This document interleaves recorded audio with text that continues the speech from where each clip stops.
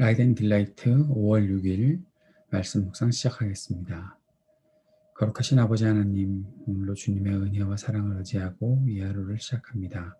주님의 도우심을 구합니다. 우리에게 말씀하시고 우리를 주의 능력으로 지혜로 붙잡아 주옵소서.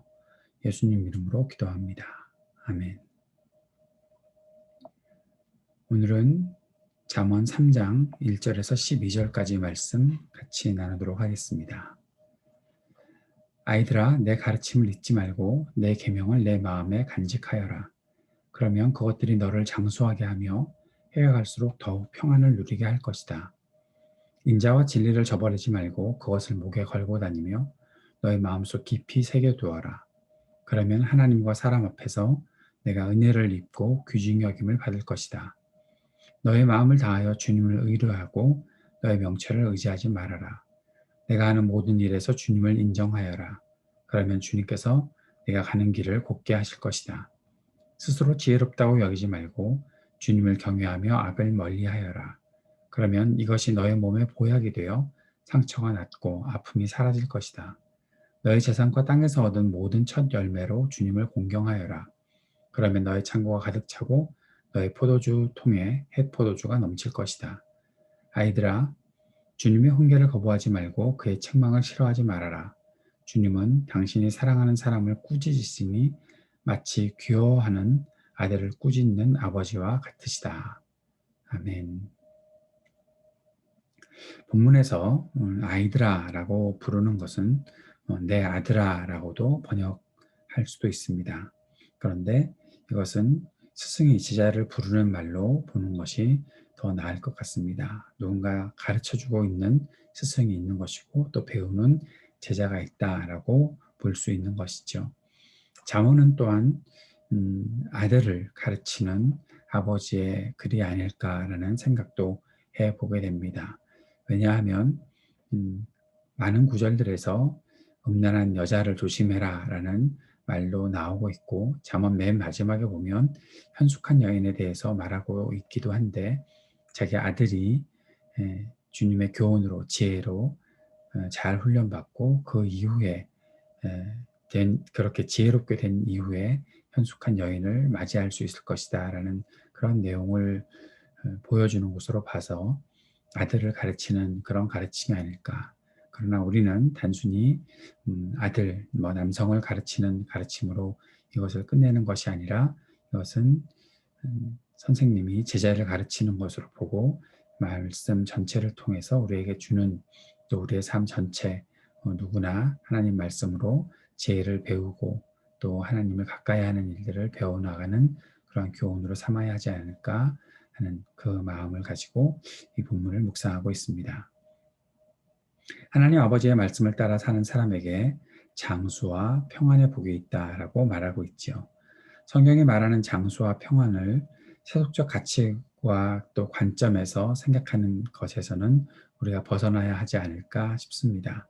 의미 있는 인생이기에 오랜 시간 영향력을 가지고 말씀의 견고함이 기초가 되기에 평안하게 살 것을 약속하신 것이지 무병장수 그것만 복받은 것으로 여기고 살아가는 그렇게 살아가라 장수하고 우리가 병 없이 건강하게 살아가야 되지 않겠냐 그 말씀만 전하고 있는 것은 아니겠다 싶습니다.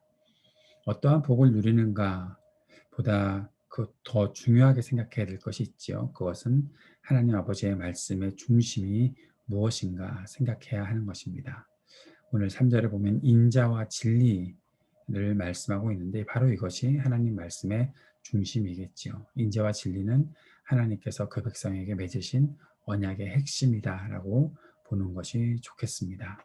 하나님의 언약과 은혜에 대한 그 은혜에 대해서 그 백성은 하나님을 향한 철저한 의뢰와 경외함을 가지고 살아야 하겠지요. 하나님을 의지하고 사는 백성에게 하나님께서 약속하신 것이 바로 치유와 회복입니다.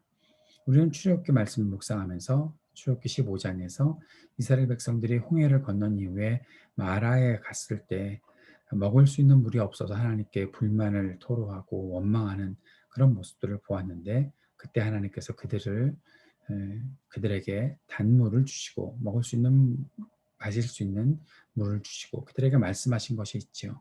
내가 너희를 치유하는 하나님으로 있겠다. 내 말씀을 따르라 라고 말씀하신 것을 보게 됩니다. 그 말씀을 통해서 우리가 보게 되면 결국 하나님께서 백성에게 약속하신 것은 치유와 회복이다라는 말씀을 우리가 보게 되고 오늘 이 말씀에처럼 우리가 주님을 경외하고 악을 멀리하고 하면 그것이 우리의 몸에 보약이 되어 상처가 낫고 아픔이 사라질 것이다. 바로 주님의 말씀을 귀하게 여기는 백성에게 하나님께서는 치유의 하나님으로 함께 하실 것이다 라고 말씀하고 있는 것이죠. 첫 열매를 주님께 드려야 한다라는 이 말씀을 통해서도 첫 열매로 주님을 공경하며 철저하게 하나님을 신뢰하며 사는 백성들이 되면 하나님의 말씀을 겸손히 받아들이고 옳은 길을 가고자 하는 백성들이 되면 하나님께서는 자녀를 사랑하시는 마음으로 사랑하고 그들을 보호하고 복을 베푸실 것이다. 약속해 주시는 것입니다. 오늘 이 말씀 붙잡고 오늘도 하나님 우리가 주님의 말씀을 경청하고 순종하겠습니다라는 고백을 드리며 또 하나님의 말씀을 순종하고 따르는 사람들에게 하나님께서 복을 베푸실 것을 믿고 주님 앞에 나아가는 우리가 되기를 원합니다.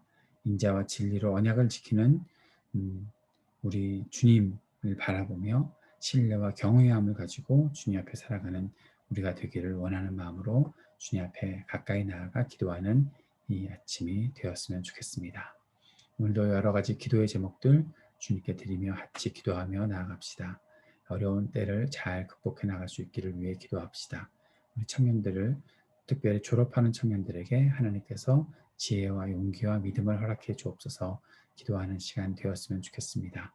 우리 교우들의 가정과 자녀들을 지키시도록 성숙하고 견고한 믿음 주시도록 위해서 기도할 수 있기를 바랍니다. IT를 위해서도 기도해 주시고 미얀마의 민주화 투쟁을 위해서도 기도해 주시고 또 인종차별과 혐오가 이 땅에 그치기를 위해 기도해 주시기 바랍니다.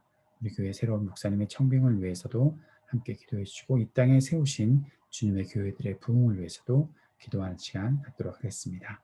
같이 기도하겠습니다.